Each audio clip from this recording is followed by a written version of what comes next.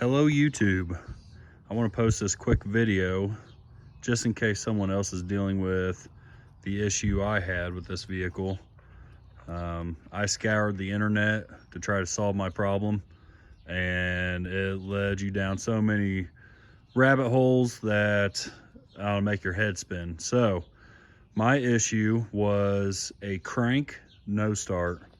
This is a 2003 2500 Yukon. It's got the 6.0 vortec in it. This should also be good for the V6, the 5.3 Chevy of those years, the 800 series. If you are having a crank but a no start, you might want to test this. So obviously my symptoms started a couple days ago where this vehicle was running perfect, never had any issues. Motor ran strong, transmission ran strong. All of a sudden I went to get up one day, head off to work, and it would crank for days, but it would not turn over and start. So, or correction, it did turn over, but it wouldn't start. You could crank it, but no start. So first and foremost, I ruled out my alternator, battery, starter. Obviously everything was going good because it was cranking. Another thing to note, I did do all new fuel lines and fuel pumps on this a year ago. So we're talking less than a couple thousand miles. And new plugs and wires were done right before I bought this, which was about 5,000 miles ago. So it's got 165,000 miles. First thing you need to do is realize if it's not starting, you probably have an air, a spark, or a fuel issue. Obviously, more than likely, it's not going to be an air issue unless you just got a big old bird's nest in your air box. So I ruled that out. I wasn't really leaning towards fuel since I just put new pumps in, but even with good fuel pumps, you could get a dummy or a dud and not work. So your first case of business is I went to my fuse box. There's some relays, there's some fuses. Check your fuse box. I found my fuel pump relay. I swapped it with a different relay just to make sure it wasn't a relay issue. Still wasn't firing up. Checked my fuses, couldn't find any blown fuses.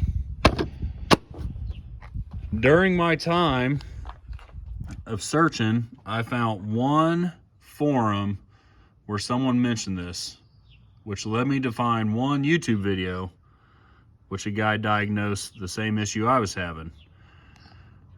One way to check if you don't have spark is take your intake off here and right inside just shoot some starting fluid or some brake cleaner right inside your manifold.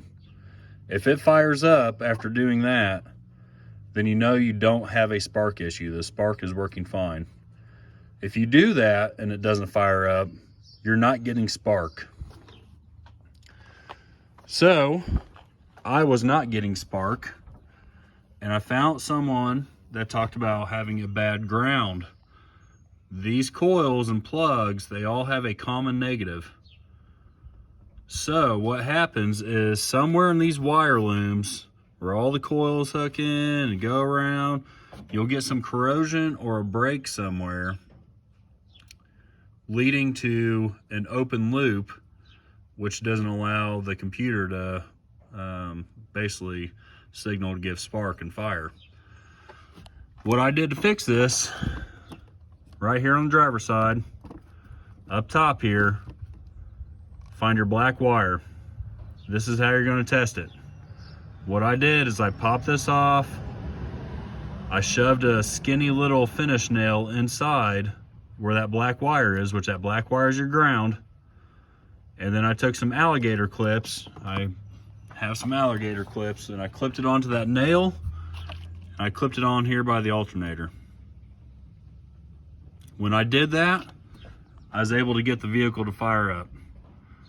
It was a little rough firing up, but basically I was trying to create a new ground with that nail, and it might not have been making good contact. So for the fix, I took this off, opened up this wire loom, found my black negative cable, and which is an 18 gauge. I took some spare wire I had. Just make sure that if you are doing this fix, either get the same size gauge wire or bigger. Don't go smaller. So factory's 18 gauge, and I ran a 16 gauge wire up here to the ground terminal. Okay, so you can check this ground too. That's probably gonna need to be replaced at some point. But I bait and do it right, guys. I soldered it, did some heat shrink tubing, got it all nice, ran this up here. I cleaned off my post, got my little wire wheel, cleaned off the post, cleaned off everything, made sure it was making some good contact, and the thing fires up beautifully. So, also no warning codes. I did not have any warning codes, but once I did that little ground wire,